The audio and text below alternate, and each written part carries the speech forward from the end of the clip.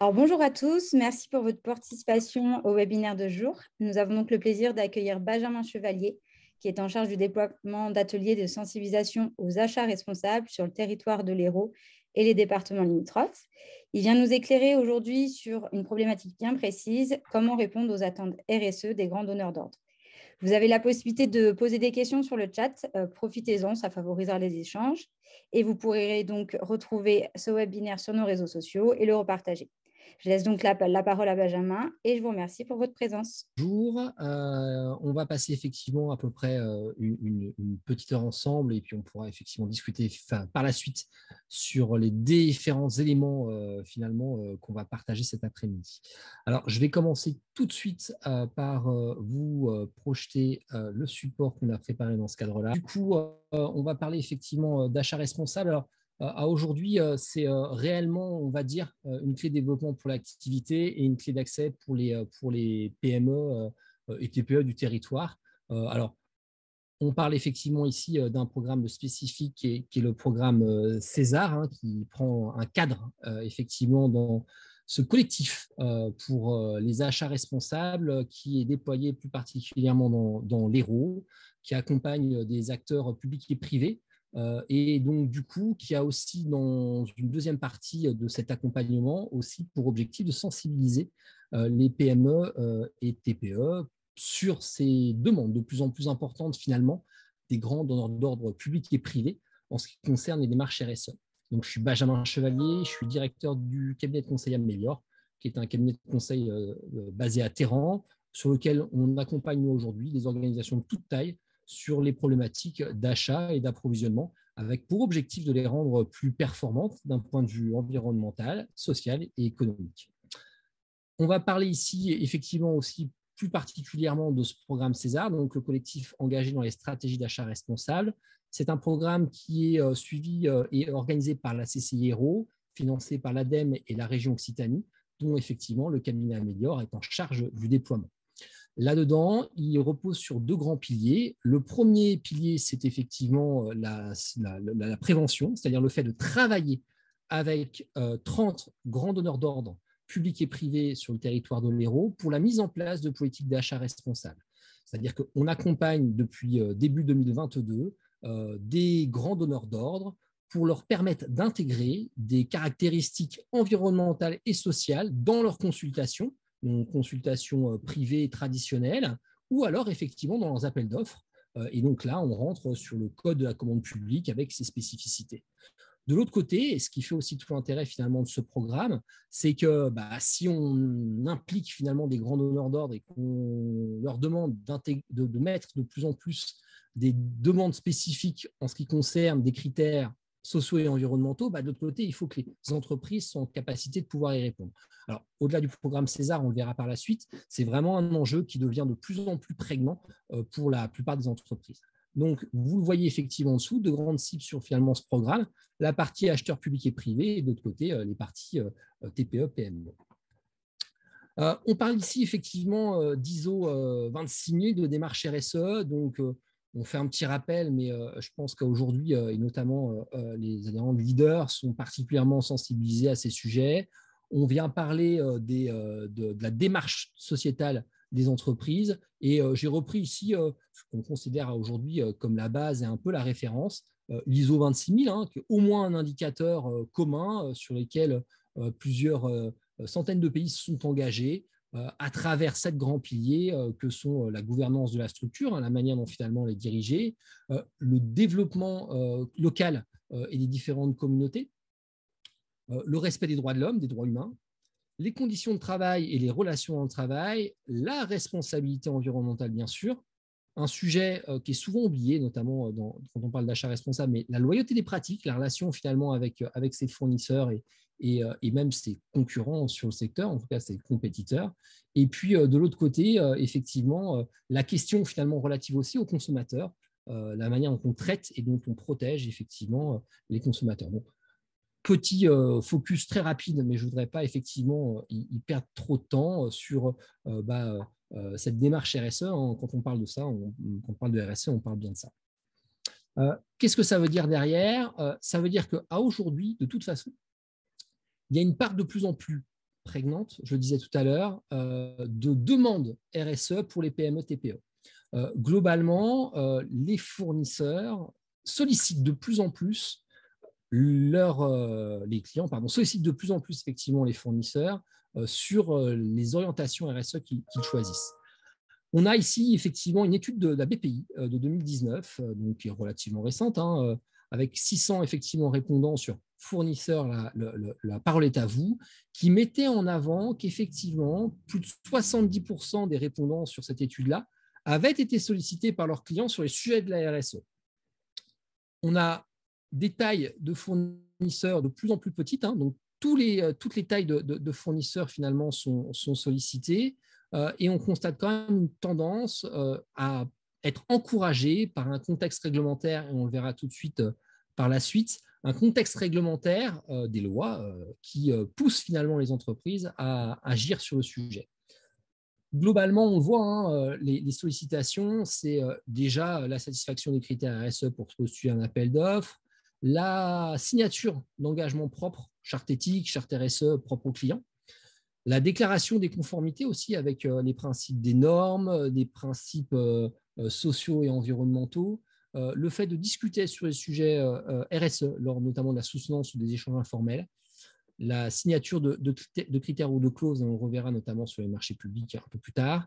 On a effectivement différents éléments de formes de sollicitation de plus en plus importantes. Je ne vais pas m'attarder jusqu'à les audits RSE si on va très loin dans le détail, mais on a différents éléments effectivement de sollicitation des clients auprès de leurs fournisseurs pour pouvoir parler de ces problématiques RSE. Donc, sujet effectivement de plus en plus important. On le reverra notamment aussi à travers les différents labels et normes qui sont déployés. Derrière ça, on a en plus un ruissellement, j'utilise cette terminologie, d'aspects législatifs, que ce soit et dans le public et dans le privé, qui nous poussent finalement à prendre en compte ces démarches RSE. Alors, on a dès 2001, dans la loi française, la loi sur les nouvelles régulations économiques, qui commence à poser un cadre législatif sur justement la responsabilité sociétale de l'entreprise, qui pose des questions notamment aux entreprises, notamment cotées en bourse, sur le fait de démontrer finalement et de mesurer les conséquences sociales et environnementales de leurs activités. Derrière ça, dès 2009, on a aussi la mise en œuvre du Grenelle de l'environnement avec un plan d'action, un programme d'action. Donc, on a des choses qui se mettent en place. 2015, on a notamment la loi relative à la transition énergétique et à la croissance verte qui voit notamment l'apparition pour le domaine public des fameux, il y a de cause, des SPASER, de ces schémas de politique d'achat pour la commande publique, qui impose à 160 collectivités territoriales d'ancrer ou de déclarer, de formaliser un schéma d'achat plus responsable, plus vertueux. 2017, après 2009-2001, on va dire la partie loi sur l'obligation finalement de communiquer, on a en plus de ça le devoir de vigilance qui intervient et qui renforce finalement les demandes de l'État vis-à-vis des grandes entreprises sur le fait de vérifier finalement aussi comment fonctionnent leurs sous-traitants. 2017, 2 ans après, on voit une loi dont on a beaucoup parlé, notamment avec l'apparition de l'entreprise à mission, la loi Pacte, qui intègre et qui généralise aussi effectivement la responsabilité sociétale sur toutes les tailles finalement d'entreprise. Donc on communique effectivement sur la vision, la mission des entreprises, quel impact finalement ils vont pouvoir avoir, et on renforce avec notamment ce statut d'entreprise à mission les attentes, ou en tout cas on donne la possibilité aux entreprises d'avoir une démarche un peu plus engageante et de l'inscrire notamment dans ces statuts, ce qui en fait sa particularité. Alors même si ça reste aujourd'hui quand même un peu limité, en tout cas dans son impact, puisqu'il n'y a pas d'impact fiscal sur ce domaine-là, on retrouve en tout cas une véritable volonté d'insister sur le sujet. Et puis 2021, quand on va s'intéresser effectivement notamment aux achats publics, en août 2021, la loi climat et résilience renforce dans un premier temps effectivement les SPASER dont je parlais, les schémas d'achat responsables pour les 160 plus grosses agglomérations, donc plus de 100 millions d'euros pour les plus grosses agglomérations ou intercommunalités de France, qui renforce donc ces SPASER, et puis en plus qui oblige à partir de 2026 chaque marché à intégrer dans le choix du fournisseur final aux appels d'offres et consultations un critère environnemental et un critère social. Donc, ce qui veut dire que globalement, à partir de 2026, les marchés publics incluront systématiquement un critère environnemental, 100%, et 30%, donc à minima, c'est 30% de ce volume-là, un critère social. Donc, on a effectivement un poids de la législation qui emmène les grands donneurs d'ordre. Alors, d'un point de vue privé, avec les devoirs de vigilance, la transparence, et puis très récemment aussi au niveau européen, le fait qu'à partir de 250 salariés, finalement, on soit engagé aussi dans l'ESG, donc Environmental and Social Governance. Donc, le fait effectivement d'être encore plus transparent sur la manière dont finalement l'entreprise est gérée. Ce qui fait que derrière, on le sait très bien, et c'est aussi tout l'intérêt effectivement de cet atelier, c'est que finalement ces grands donneurs d'ordre vont s'appuyer et vont demander aux PME de pouvoir renforcer leur propre politique à travers ce qui est mis en place chez nous, PME, TPE, en termes de RSE. Et puis de l'autre côté, il va falloir à un moment donné pouvoir démontrer, pour pouvoir répondre aux attentes des marchés publics et privés, il va falloir pouvoir démontrer effectivement de sa capacité à avoir mis en place une politique RSE. Alors pour ça, on a effectivement ce cadre législatif, on a aussi de l'autre côté de nombreuses normes et labels sur la thématique RSE qui ont émergé.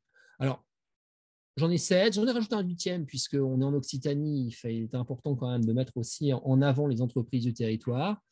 J'ai choisi effectivement d'aller crescendo. Le premier élément, effectivement, bien sûr, c'est le Global Compact, la Charte des Nations Unies, qui engage les entreprises à suivre 10 grands principes relatifs aux droits humains, aux normes internationales du travail, à l'environnement et à la lutte anticorruption. Donc, on a une charte internationale qui permet de pouvoir valoriser les actions, en tout cas à encourager les entreprises à pouvoir suivre cette action-là. Donc, c'est 10 principes formateurs, une organisation internationale. J'ai choisi, on pourrait effectivement en parler, en débattre, de mettre aussi l'avant, par exemple, sur B Corporation, le certificat B Corp, qui est aussi une organisation effectivement à but non lucratif, qui est un collectif fondé aux États-Unis en 2006 d'entreprises engagées qui ont pour objectif de pouvoir nouer des partenariats et de développer notamment des actions, de sensibiliser les consommateurs finalement à ce qui est utilisé au quotidien. On rentre dans un périmètre un peu plus franco-français. On va retrouver ici dans ces chartes et labels le label Lucie, qui est basé sur l'ISO 26000 dont j'ai parlé précédemment, puisque il faut savoir, je reviens juste là-dessus, mais l'ISO 26000 qu'on va voir tout de suite après, d'ailleurs j'aurais peut-être pu effectivement inverser dans cette chronologie des différents labels, reste non certifiable. Donc c'est un guide, l'ISO 26000, c'est un guide, c'est une recommandation. L'objectif, ce n'était pas d'imposer, je pense, dans la tête effectivement des réalisateurs, en tout cas des personnes qui ont rédigé cette charte, ce label, pardon, ce n'était pas forcément d'engager sur cette notion effectivement de certification. Par contre, on a un acteur français, donc une entreprise, qui a choisi d'engager effectivement cette démarche et de proposer une labellisation suivant les bases de l'ISO 26000. Donc, on a une certification reconnue par un tiers qui permet de valider que l'entreprise est bien engagée dans une démarche de développement durable à travers différents items basés, comme on l'a vu précédemment, sur les 7 piliers effectivement de la RSE. Alors, l'AFNOR, qui est notre partie française de la certification, association de normalisation de loi 1901, qui fait de l'édition, qui forme, qui certifie, a notamment créé depuis plusieurs années un label engagé RSE, qu'elle continue effectivement à pousser, déployer. On avait parlé une version un peu plus light, le e-engagé, mais qui maintenant est orienté très fortement sur ce engagé RSE. Donc là, voilà, qui pousse effectivement à une reconnaissance, à un engagement des entreprises. On ne pouvait pas parler finalement de normes et labels RSE sans parler aujourd'hui aussi notamment des Covadis, puisqu'on est dans une partie achat. de plus en plus d'entreprises font appel à la société Ecovadis, qui est une entreprise française, hein, qui est une plateforme collaborative qui a été lancée maintenant en 2007, qui a pour objectif de pouvoir effectivement noter les entreprises à travers différentes formes, niveaux de questionnaire, on va dire, et qui permet à beaucoup de grands donneurs d'ordre de pouvoir privé, hein, puisqu'on est sur quelque chose qui est payant, mais en tout cas de pouvoir engager, vérifier, noter, on va dire, avoir une certaine notion, certitude en tout cas, d'éléments qui permettent de dire, voilà, on a une certaine validité des engagements RSE de l'entreprise. Donc tout est fait à distance sur une plateforme, c'est plutôt bien fait, hein, puisqu'après il y a un plan d'action qui est proposé. On n'est pas seulement déclaratif, mais aussi effectivement on dépose des preuves.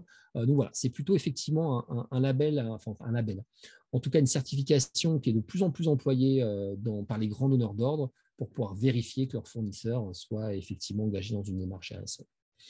Et le premier niveau, j'aurais envie de dire, hein, le dernier, il fallait effectivement aussi en parler, c'était Envol, hein, qui signifie engagement volontaire de l'Organisation pour l'environnement, qui est un label qui a été développé par CCI France, géré par l'agence Lucie dont on a parlé précédemment, avec un partenariat avec le bureau Veritas Certification, qui permet d'avoir un premier pas finalement dans une démarche RSE qui est principalement orienté notamment pour les entreprises de moins de 50 collaborateurs, pour qu'on puisse effectivement quand même trouver un peu son compte sur les petites structures. Donc, je vous avais dit, on aurait pu effectivement aussi rajouter deux labels, un plus récent, notamment au niveau européen, dont notamment nos amis de chez Primum Non Serré avec leur label THQSE, hein, très haute qualité sociale et environnementale. Donc, on choisit de se regrouper avec l'AFNOR, avec Engagé RSE, de former effectivement un label européen pour pouvoir répondre à ces attentes un peu transverses. Donc, on a vraiment effectivement, en plus de cette partie très forte sur la partie loi, législation, on a de l'autre côté effectivement des normes et des labels RSE qui poussent. Alors, derrière, hein, le sujet effectivement aussi de ce webinaire, c'est de pouvoir parler des attentes, hein, de ces grands donneurs d'ordre. Alors, dans la RSE, et vous l'avez vu, la base, je l'ai pris, c'était l'ISO 26000, on est dans pas de certification, un guide. Donc, ça signifie quoi? Ça signifie que globalement, on a quand même un niveau de maturité qui peut être complètement différent et des attentes en termes de RSE qui peuvent être très différentes suivant les organisations. Donc, ça veut dire que là-dedans, on peut avoir, et nous, on a choisi de le représenter comme ça, différents niveaux finalement dans les attentes des clients, ce qui nécessite quand même de pouvoir avoir des échanges ou d'identifier en tout cas quelles sont réellement leurs attentes. Pourquoi je dis ça? C'est que globalement, si on prend le premier niveau, qui est le niveau de compliance, hein, donc le niveau de répondre juridiquement aux attentes, hein, être conforme aux règles, se prémunir des risques juridiques et pénals, hein, c'est un peu la définition effective, c'est la définition de la compliance. On reste sur un niveau effectivement qui reste faible en termes d'attente, c'est-à-dire qu'on n'est pas engagé très fondamentalement dans une démarche d'amélioration continue. Hein, on reste effectivement dans je garde, voilà, aujourd'hui la loi m'impose de travailler sur ma démarche RSE, je peux rester effectivement sur cette base sans forcément vouloir aller plus haut. On a un nouveau niveau, un niveau plus important qui est pour moi quand même plus cohérent, hein, faut être très honnête, juste vouloir faire de la RSE pour être compliance, c'est pas fondamentalement très cohérent puisque dans une démarche RSE, il y a obligatoirement une démarche effectivement d'amélioration continue, de remarque de progrès, de pouvoir travailler sur l'amélioration de ses comportements, de son process et de l'impact sur ses activités. Donc, on a effectivement un second niveau qui est pour moi plus cohérent, qui est recherché quand même aujourd'hui par la plupart des organisations qui souhaitent se lancer dans cette démarche-là. On a quelques acteurs qui veulent être juste dans les attentes, la tendance, donc compliance. On a de plus en plus quand même un cœur qui est sur l'amélioration. On cherche effectivement à progresser d'année en année. Et puis, on a un dernier niveau pour nous qui était important aussi à souligner, puisqu'on a effectivement certaines structures qui ont envie d'être complètement finalement dans cette rupture, hein, à chercher finalement des nouveaux modes de production, d'utilisation des ressources, de produits conçus. Donc, on est encore effectivement sur un niveau complètement différent. Et puis, derrière, ce qui est intéressant dans ce niveau de rupture, c'est qu'on va aussi chercher à se distinguer finalement vis-à-vis du marché.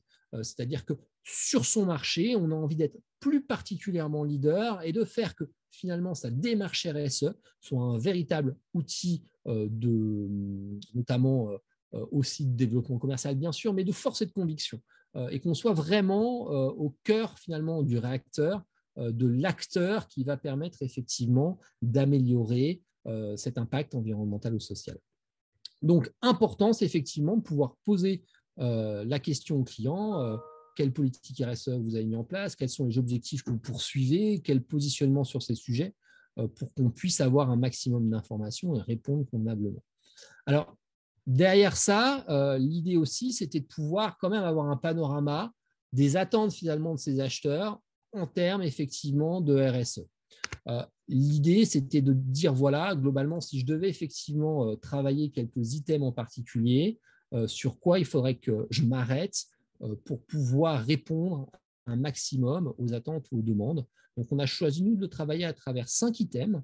Alors, ce travail-là, on l'a fait notamment en analysant les différents demandes, on va dire, des clients pour pouvoir, à un moment donné, trouver les bons éléments. Alors, ça ne remet pas en cause, et bien au contraire, je vous encourage vivement à déployer dans sa totalité une politique RSE sur 7 grands domaines. Mais l'idée, c'est de se dire, est-ce qu'on peut se concentrer à un moment donné sur qu'est-ce qu'il faut démontrer plus particulièrement. Donc, parmi ces 5 effectivement thématiques, on a choisi la politique générale de l'entreprise, la prise en compte de l'environnement, les conditions de travail et le social, l'éthique et la partie effectivement aussi achat responsable.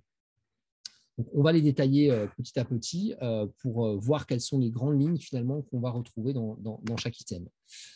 Si je prends ce premier élément, la politique de l'entreprise, quelles sont les actions finalement qu'on doit mettre en place ou démontrer? Alors, actions à démontrer et aussi à valoriser. Le premier, c'est tout simplement déjà de mettre en place une politique de développement durable, d'engager son entreprise selon les enjeux de son secteur dans une définition d'une politique de développement durable. Donc, je passe sur les différentes étapes. On n'est pas là pour voir comment on la construit, mais plutôt effectivement de dire aujourd'hui, être engagé dans une démarche, c'est effectivement la formaliser à travers un document qu'on peut communiquer en interne et en externe avec des objectifs quantitatifs, qualitatifs. On retrouve notamment, pour ceux qui souhaiteraient le faire eux-mêmes, une base ADEME, des ressources ADEME à disposition pour pouvoir reformuler effectivement ce type de politique. De l'autre côté, je l'ai dit, c'est s'engager finalement publiquement aussi dans des initiatives internationales ou dans un code de conduite sectorielle. À aujourd'hui, les branches d'activité, on parlait tout à l'heure du Global Compact, par exemple, pour les entreprises de plus de 10 salariés, qui permet de valoriser un engagement public. Alors souvent, on a tendance à dire, oui, bon, écoute, c'est juste une signature. Non, pas seulement juste une signature. Souvent, déjà, c'est le premier étage finalement de la fusée. C'est une charte. C'est le fait de dire finalement à son écosystème, c'est un sujet qui me touche et sur lequel je vais engager une démarche. Donc, ne jamais effectivement sous-évaluer l'impact de la signature d'un engagement public sur un code sectoriel ou sur une initiative internationale du type Global Compact, par exemple, qui peut être signé par toute entreprise de plus de 10 salariés. On a même effectivement, nous ici, la métropole de Montpellier qui a été signataire il y a quelques temps sur le sujet. Troisième point, effectivement, qu'on propose aussi, c'est la mise en place d'indicateurs quantitatifs et qualitatifs pour démontrer le suivi et l'implication de l'entreprise. À ce jour, notamment, la simple déclaration de politique n'est plus suffisante. Il faut impérativement définir des indicateurs pour pouvoir suivre et démontrer cette implication. On le verra, c'est notamment vrai dans la partie achat responsable, d'autant plus, mais sur cette thématique-là, voilà, aujourd'hui, il y a des enjeux, le GIEC nous le rappelle très régulièrement en termes d'émissions de gaz à effet de serre, ou ainsi de suite. Il faut avoir des choses sur lesquelles on peut s'engager et pouvoir travailler. Donc, des indicateurs quantitatifs et qualitatifs. Derrière, il faut toujours sur cet item communiquer, vous le verrez tout au long de cette présentation, mais le besoin de vérifier, d'amener le fait qu'on communique auprès de ces parties prenantes est essentiel, de communiquer sa progression en termes d'objectifs de développement durable. On a une politique, à un moment donné, il faut pouvoir communiquer sur le fait qu'on avance là-dessus. On n'est pas qu'à une seule étape clé. Alors, le dernier point, je le mettrai en 5 bis. Ce n'est pas une obligation en particulier. Le fait est que globalement, sur la plupart des labels RSE ou en tout cas des orientations RSE, le recours à une tierce personne à travers un audit permet quand même de formaliser une analyse, de démontrer qu'on n'est pas seulement dans le déclaratif et qu'on est en capacité d'ouvrir les portes de son entreprise à un organisme indépendant de sa propre activité. Alors, je dis ça, c'est que notamment il y a 2 ans, il y avait eu un rapport de l'Assemblée nationale sur l'impact des labels RSE. Il est très clairement identifié qu'il y a aujourd'hui un label ou une charte qui n'est pas auditée de manière extérieure a moins d'impact, honnêtement, de valeur qu'une charte, enfin qu'un label qui a été validé par un certificateur. Donc, j'encourage vivement à un moment donné à se poser la question en tout cas de cet audit par une tierce personne. Donc, très simplement, vous avez vu en 5 points, on travaille sur la politique de l'entreprise. Alors, je dis simplement, déjà la définition de sa politique de développement durable, c'est déjà un enjeu majeur, mais vous voyez que la formalisation reste quand même un point essentiel. Une fois qu'on a fait ça, qu'on a parlé effectivement de politique d'entreprise, on peut parler de prise en compte aussi de l'environnement. Et là, la question est très clairement de dire qu'est-ce qu'on peut mettre finalement en place pour démontrer qu'on a pris en compte son impact direct et quelles actions finalement sont capables d'être gérées. Alors, j'ai choisi comme ça de vous proposer certains items. Ça peut être par exemple parce qu'on n'est pas forcément tous dans des entreprises de production. On pose souvent la question notamment de que faire quand on est dans des services, dans des entreprises de services avec pas forcément de la consommation d'énergie ou de machines ou de PVC ou de choses particulièrement polluantes. L'une des premières choses qu'on peut mettre en place, c'est tout simplement de travailler sur l'un des éléments les plus polluants au monde, la fabrication d'énergie, et de sensibiliser ces équipes à ces économies. Et en plus de ça, aujourd'hui, quand on voit l'explosion du coût de l'énergie, c'est un cercle extrêmement vertueux. C'est-à-dire que non seulement on travaille sur les émissions la réduction en tout cas de CO2 à travers l'énergie, puisque toute l'énergie qui est produite en France émet encore quand même effectivement des CO2. Donc, le fait effectivement de travailler là-dessus, c'est un pilier qui peut être très intéressant. La réduction, deuxième sujet, on a tous du transport dans ces activités. La réduction des émissions liées au transport, que ça soit, alors on pourrait parler des différents scopes pour mesurer finalement ces émissions, mais ce n'est pas l'objet effectivement ici de l'intervention. C'est le fait de dire qu'à aujourd'hui, que ça soit sur le déplacement par exemple de ces salariés qui viennent effectivement à l'entreprise, jusqu'à la livraison finalement de ces produits, puis pourquoi pas dans l'analyse du cycle de vie de son produit, de son service, le retour aussi de son produit sur site, on a effectivement toute une partie de transport qui est un élément sur lequel on peut travailler très concrètement et très facilement à partir du moment où on le mesure et on met en place des plans d'action pour pouvoir diminuer finalement des navettes, des trajets mutualisés ou ainsi de suite. Thématique aussi très souvent traitée dans l'environnement, la gestion des déchets. Les déchets, aujourd'hui en France, la principale source de déchets, c'est les entreprises. On a notamment le bâtiment qui est un acteur assez fort de la production, en tout cas de l'émission de déchets. On a aujourd'hui plein de méthodologies pour, les réduire, parce que c'est mieux quand on les réduit, mais en plus derrière, pour pouvoir mieux les gérer, retravailler sur de la revalorisation. On a énormément d'éléments et d'entreprises aussi qui se spécialisent notamment sur l'économie circulaire, petit thème en bas, prise en compte de l'économie circulaire, donc sur aussi la réduction de ces fameux déchets. Aujourd'hui, on a vu, notamment avec le Covid, il y a beaucoup d'entreprises qui se sont créées sur le sujet, des gens qui ont peut-être eu plus le temps de réfléchir à des projets. Et aujourd'hui, on a toute une offre de services sur l'économie circulaire, que ce soit sur l'achat de bureaux, que ce soit sur l'achat de téléphone, que ce soit sur la gestion des déchets. On a toute une offre assez large, finalement, sur le sujet d'économie circulaire. On a des choses qui sont faciles aussi à mettre en place, l'utilisation de produits avec des écolabels, des produits verts. Je prendrai notamment en fin de présentation l'exemple des prestations de ménage, où aujourd'hui, on a toute une catégorie de familles qui permettent de réduire aussi les impacts. Parce que la fabriquer des produits d'entretien, c'est de la chimie, ça pèse. Donc, on peut effectivement retravailler là-dessus. Prise en compte de l'environnement par aussi l'éco-conception, le fait de réfléchir la fabrication de ces produits ou de ces services de manière éco-conçue. Ça peut permettre effectivement aussi de trouver des nouveaux débouchés ou de recréer une chaîne de fabrication un peu différente. Un sujet qui est aussi souvent oublié, alors, sauf quand on est vraiment au cœur du réacteur, c'est la mesure de la radiation, de l'impact de l'informatique et du numérique.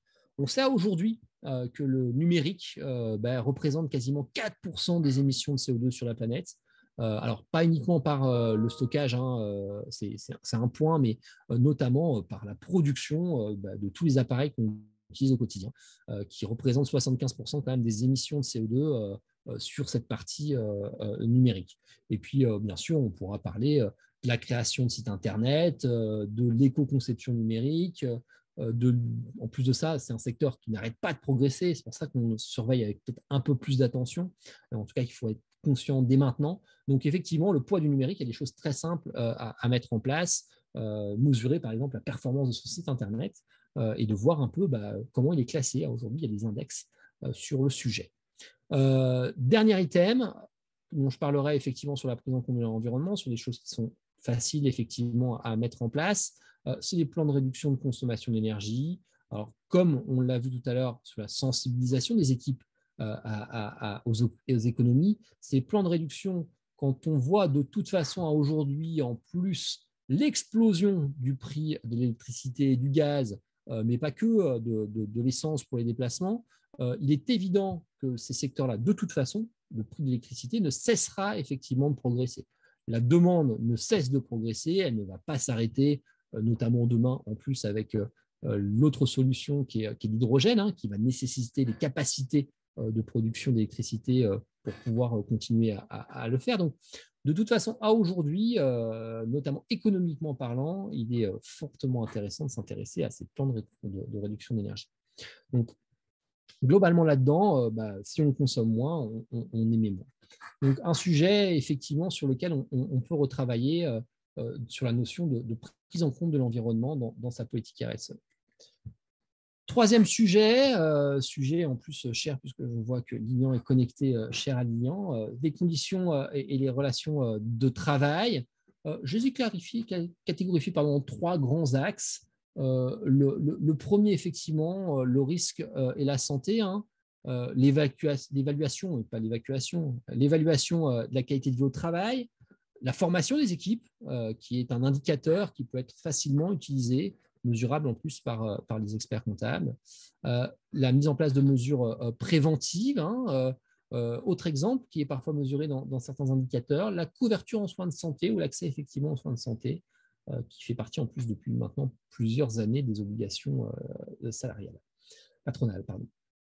Sujet de l'inclusion, je vais aller doucement, on a des spécialistes dans la salle, donc je ne me permettrai pas trop d'insister là-dessus, mais bien sûr, l'inclusion à travers le handicap. On peut parler, il faut parler effectivement aussi, par exemple, des préventions des violences sexistes et sexuelles, de la mesure aussi contre les discriminations et puis de l'intégration effectivement des seniors. C'est quelques exemples effectivement sur cette partie inclusion. Il y en a bien sûr bien d'autres, mais il est essentiel de pouvoir réfléchir notamment à la manière dont l'entreprise finalement travaille sur ces sujets-là et économiquement de la même manière qu'on a vu tout à l'heure pour les entreprises de plus 11, des moyens de pouvoir travailler sur le sujet. Dernier item qui peut paraître parfois, quand on est en France, un peu éloigné de nous, mais c'est les droits de l'homme. Les engagements sur les chartes internationales, comme tout à l'heure le Global Compact, la mise en place de procédures d'alerte, de pouvoir à un moment donné, sur la taille bien sûr de l'entreprise, mais de dire à ses équipes, à ses salariés, à un moment donné, comment, s'il arrive quelque chose, on peut informer du non-respect, par exemple, d'une violence sexiste et sexuelle dans l'entreprise.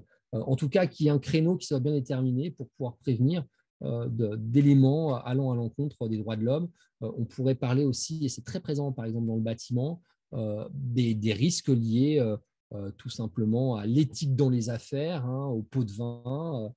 Qu'est-ce qui se passe si je vois et que je trouve qu'effectivement en termes de responsabilité, c'est un danger pour l'entreprise de voir un collègue, par exemple, avoir un comportement vis-à-vis d'un fournisseur qui n'est pas éthique.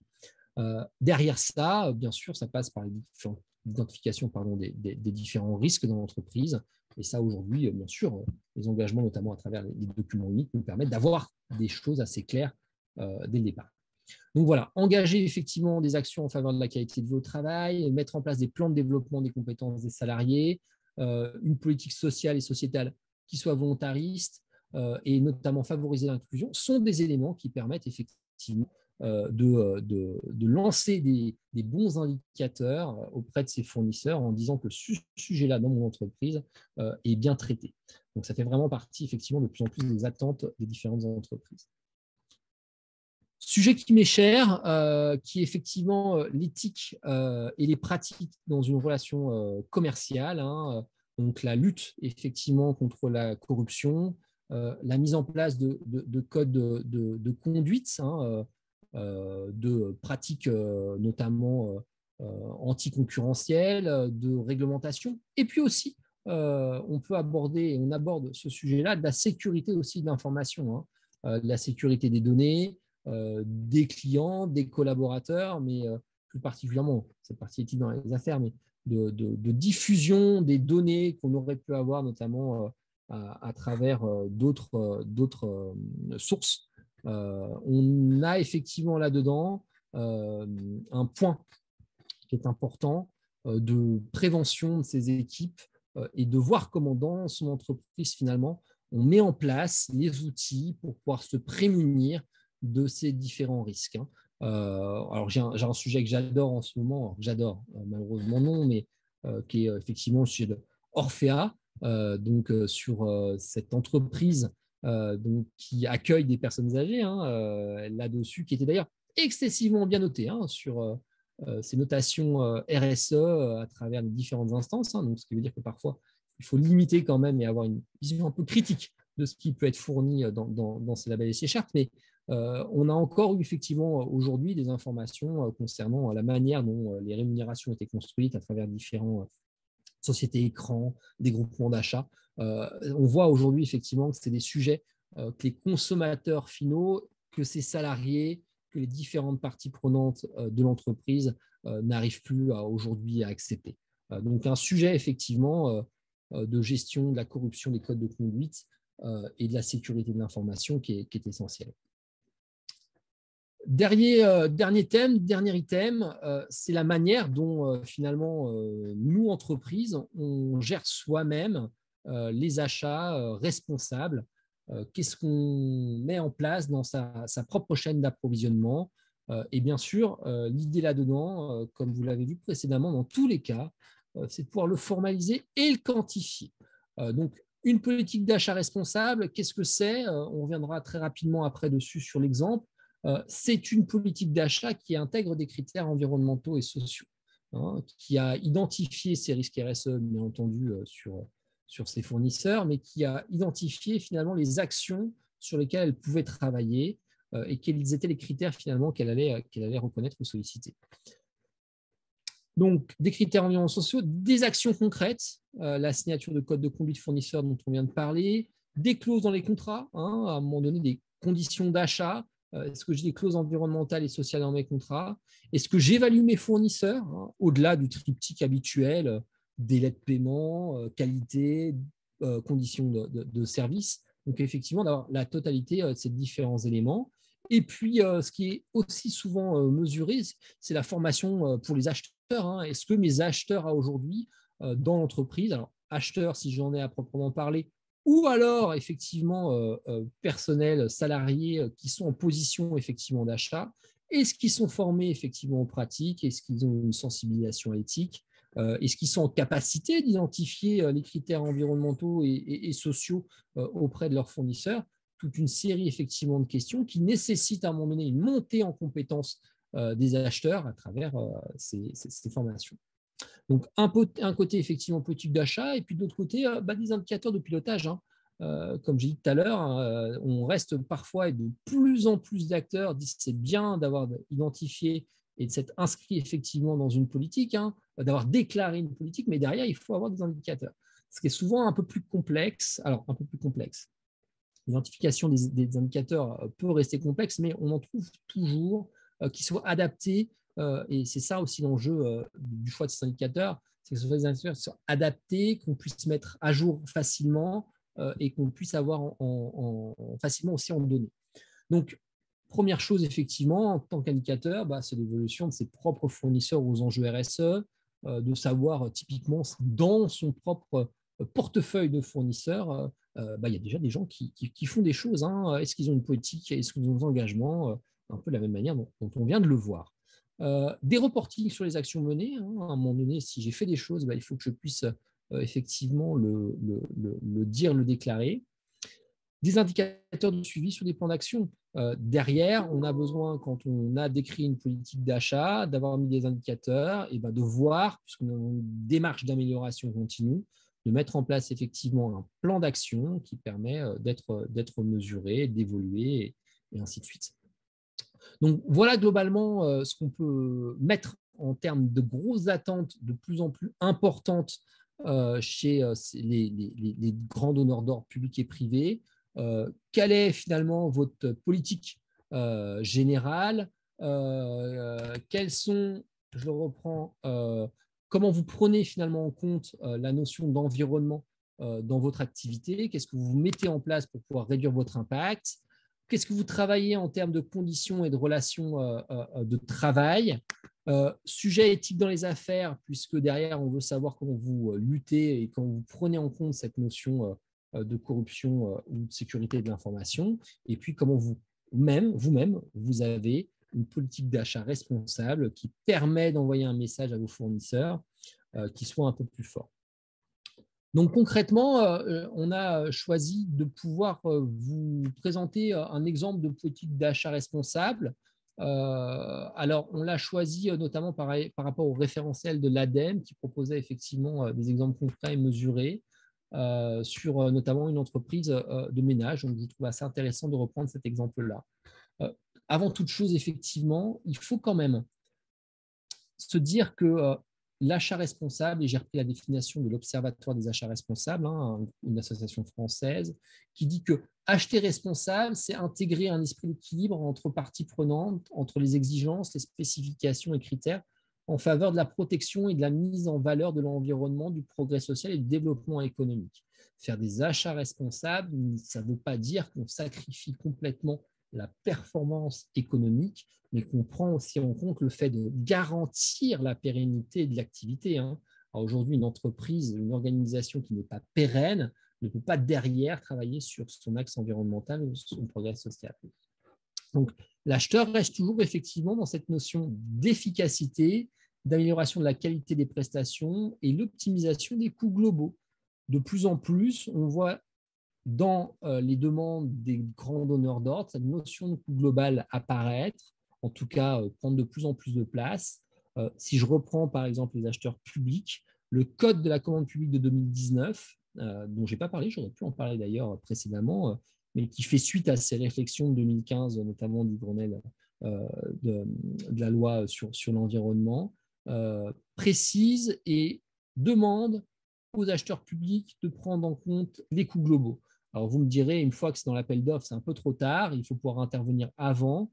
Ce qui est bien fait, c'est qu'elle permet aussi elle permet et elle officialise le sourcing, le fait que les acheteurs publics puissent rencontrer des entreprises privées en amont ou en aval d'un marché, mais en tout cas en phase de préparation. Donc, avec, bien sûr, le fait que l'acheteur public doit garder des traces, des trames des différents échanges, mais il est en capacité d'identifier à travers ces échanges avec ses fournisseurs des éléments de coûts globaux pour pouvoir les intégrer à son appel d'offres ou à son marché. Donc, on a là-dedans pas mal d'éléments qui permettent d'amener des éléments un peu différenciants que uniquement le simple prix d'achat d'un produit à un moment donné. Donc voilà, c'est important aussi de repréciser ce qu'on entendait par achat responsable et ce qu'on mettait effectivement là derrière. L'exemple qu'on a concrètement, on a repris ici une entreprise de propreté. Alors, j'ai choisi en dehors du département. Il y a plein de raisons pour lesquelles j'ai essayé de l'éloigner un petit peu de nous. On est chez Guéno Propreté, qui est un spécialiste du nettoyage, d'infrastructures complexes, comme il se présente dans divers secteurs d'activité, particuliers, hôtellerie, centres commerciaux, bureaux, entreprises, voilà, qui est basé à Saint-Herblain dans le 44, près de Nantes, 900 collaborateurs et qui faisait en 2015, le chiffre redate un petit peu, mais 15 millions d'euros. Donc, on est quand même sur une PME, une taille intéressante. Globalement, ces motivations là-dedans, ils étaient engagés sur une démarche RSE. Et eux, quand ils identifient cette politique de développement durable, ils ont une problématique sur les TMS et derrière, sur le fait de réduire leur consommation de leurs produits de nettoyage. Donc, le fait de mettre en place une politique d'achat responsable a pour objectif de remplir ces critères, en tout cas pour objectif de remplir ces objectifs. Derrière ça, on a une direction des achats qui est composée d'une seule personne et qui va mettre en place différentes actions. Elle va commencer par travailler sur l'évaluation annuelle des fournisseurs sur un périmètre qui couvre 90% finalement de son budget achat. Qualité, prix, réactivité technique, mais aussi respect des normes environnementales, de la sécurité, de la relation commerciale, des conditions de paiement, et puis de demander effectivement aussi des plans d'action correctifs. Donc, premier élément, et vous l'avez vu, ça fait partie des choses qu'on a abordées précédemment. Le fait d'introduire progressivement des produits plus responsables en écoutant et en travaillant avec ses fournisseurs. Donc, d'introduire des dispositifs d'insonorisation des poubelles quand on travaille sur les TMS, notamment dans le secteur de la propreté. On a des sons qu'on veut réduire. On a des dispositifs sur les poubelles qui claquent toute la journée quand on les vide, qui permettent effectivement de les réduire. De travailler sur des partenariats avec des fournisseurs de solutions numériques, de mettre en place une centrale de distribution des produits de nettoyage concentrés sur les chantiers.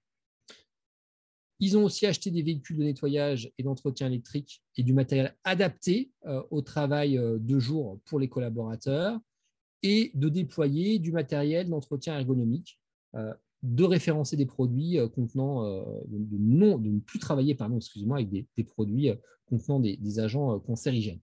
Voilà finalement ce qu'ils ont mis en place. Concrètement, qu'est-ce que ça a donné ? On a eu des actions du coup dans cette analyse du portefeuille. D'un point de vue économique, ils ont travaillé sur le papier, par exemple, et sur l'impression. Ils ont réussi, en réfléchissant à leurs besoins, à diminuer de 11 000 euros et d'économiser 11 000 euros sur ce poste-là. Sur l'environnement, grâce à ça, ils ont aussi pu réduire de 328 kg équivalent CO2 leur impact sur le carbone du papier. Ils ont réduit leur risque de pollution des sols et la réduction de 3% de perte de produits, en travaillant notamment sur le concentré, qui est 200 fois moins lourd que les produits concentrés, donc sur le transport aussi. Donc, on transporte des produits moins lourds, donc du coup, on émet moins de CO2.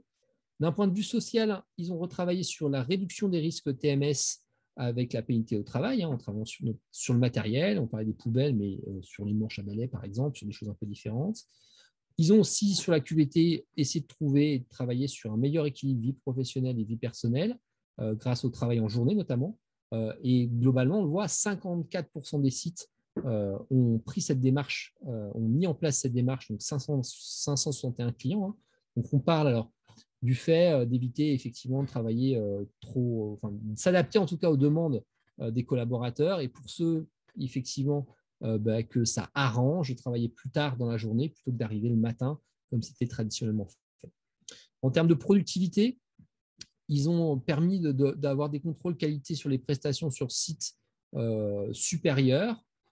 Commercialement parlant, avec l'installation des centrales de distribution chez les clients, ils ont du chiffre d'affaires qui finalement s'est généré de manière en plus. Et ils avaient aussi un argument différenciant lors des réponses aux appels d'offres en termes de suivi de qualité. Alors, ils ont développé aussi avec la partie informatique des accès intranet sur les dossiers techniques Et puis, ils ont pu gagner comme ça en traçabilité, mettre en place effectivement des alertes. Et puis, dernier point sur cette partie achat responsable, ils ont pu travailler aussi sur les délais de paiement en étant sur 45 jours en moyenne. Donc, le sujet pour les PME, on le sait que trop, des délais de paiement fait qu'on avait un intérêt tout particulier à pouvoir inclure en termes de relations avec ses fournisseurs et d'éthique le respect de ces délais de paiement.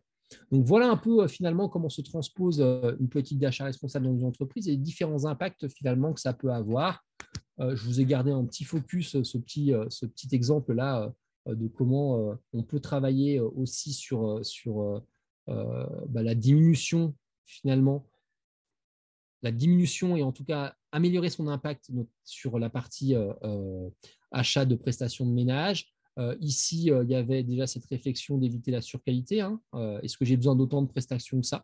Est-ce que dans mon contrat à la base, j'identifie qu'il faut que mon prestataire passe 2 fois par semaine? Ou est-ce que finalement, on peut aussi adapter par rapport à la consommation réelle? Donc, revoir parfois aussi le nombre de prestations, en tout cas de manière différente. On a vu là-dedans aussi, quand on réfléchit sur ces étapes de prestation de services, l'utilisation des microfibres permet d'utiliser moins de détergents et moins d'eau. Donc, on peut aussi améliorer son impact environnemental. Préférer, c'est ce que préconisait d'ailleurs le fournisseur qu'on a vu juste avant, des produits multi-usages pour éviter la démultiplication des conditionnements. Alors, j'ai une bêtise, ça c'est après, c'est le système de dilution, mais il y avait déjà effectivement cette réflexion d'éviter de démultiplier les références, d'acheter, on l'a vu aussi précédemment, des produits écolabellisés qui permettent de limiter les substances dangereuses. Les systèmes de dilution qui sont de plus en plus utilisés chez les restaurateurs, traiteurs et ainsi de suite, qui permettent de maîtriser le dosage et de réduire le contact avec la peau, permettent aussi d'éviter de transporter des gros bidons, ce qui permet de réduire les TMS auprès des collaborateurs, et puis de former aussi les équipes aux éco-utilisations des produits pour avoir une consommation plus raisonnée, notamment de détergents. Donc tout ça, à un moment donné, c'est des résultats d'une réflexion sur les achats responsables qui permettent effectivement d'obtenir ce type d'action. Donc voilà à peu près, vous voyez, des choses qui sont finalement assez simples à mettre en place. Alors, tout dépend effectivement du niveau d'implication qu'on va avoir, mais à aujourd'hui, ce qu'on constate, c'est que les donneurs d'ordre sont en attente de ce type d'éléments, ce type d'action pour pouvoir eux-mêmes répondre aux sollicitations dans les collectivités, dans les marchés publics de leurs élus, de leurs concitoyens, et puis dans le privé, de cette demande de plus en plus forte de ces grands donneurs d'ordre qui doivent en plus justifier, j'en parlais tout à l'heure, avec l'évolution de la législation, de leurs propres impacts extra-financiers. Donc on a vraiment toute une dynamique qui pousse, et si on veut effectivement continuer à être présent et à répondre convenablement finalement aux appels d'offres, aux sollicitations, on a besoin que les PME soient positionnées sur ces critères pour pouvoir répondre aux consultations. Ce qui, dans le programme César, embête principalement nos acheteurs publics, c'est qu'ils ont peur en mettant finalement en place des critères RSE de plus en plus importants. Ils ont peur que les PME n'arrivent pas finalement à répondre toujours à ces attentes-là, alors que d'autre côté, des plus grandes structures avec des équipes RSE plus importantes seront finalement plus aptes finalement à répondre à ces attentes-là, en tout cas à les décrire, à les formaliser. Donc l'idée effectivement de ce webinaire, c'est de dire attention, et en synthèse et en conclusion, attention, on a une demande, on a une évolution des textes de loi, sur le public, sur le privé, sur ces grands donneurs d'ordre. Ils vont demander de plus en plus effectivement des justifications, une formalisation PME, TPE. Et de l'autre côté, il faut qu'on soit en capacité, il faut que les PME soient en capacité de pouvoir y répondre. Donc, à travers les différents qu'on a vus là, on a une sorte finalement de mapping de ce qu'il faut mettre en place pour pouvoir se positionner et être en capacité finalement de pouvoir être au même niveau sur ces sujets-là que des très grosses structures au niveau international, national et international. Voilà, en sachant que justement, dans le cadre de ces déploiements de politiques d'achat plus responsables, les grands donneurs d'ordre sont très clairement ont tendance très clairement à essayer de privilégier des PME parce que on le voit, notamment au niveau du public, c'est excessivement vrai. Seulement finalement 44% des marchés sont pris en France par des PME et ça tombe à 25% quand on parle du chiffre d'affaires. Donc il y a une vraie effectivement marge de manœuvre, marge de progrès, élément de développement aussi commercial. Sur Montpellier, par exemple, il y a 3,5 milliards d'euros qui vont être dépensés sur les 5 prochaines années. Donc des opportunités énormes finalement à saisir aussi à partir du moment où on est positionné.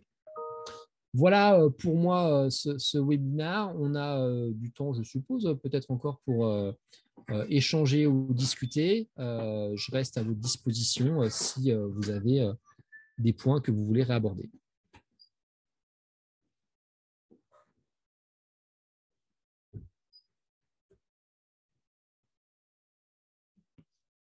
Après, on a fait le tour.